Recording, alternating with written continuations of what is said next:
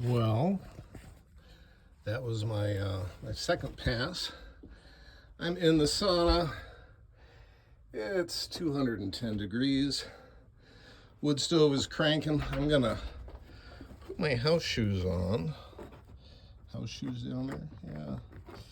And wander out through the snow up to the porch and cool off a bit.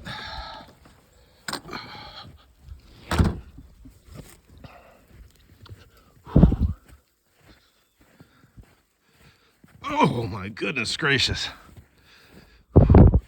We've got about 6 inches out here, and I am wearing house shoes, but that seems to be working okay.